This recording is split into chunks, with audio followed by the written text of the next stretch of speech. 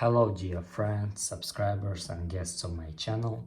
In this video I want to show and tell you how to add, change or remove payment method on Uber.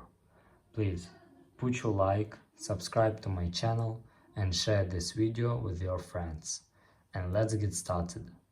So first we need to go to Uber. After that you need go to our account here. After that click wallet, and here you can click add payment method, and here you can add credit or debit card. And if you want to delete method, you must go back, click on your card and scroll down a little and click delete. And that's all. This is very easy way to do.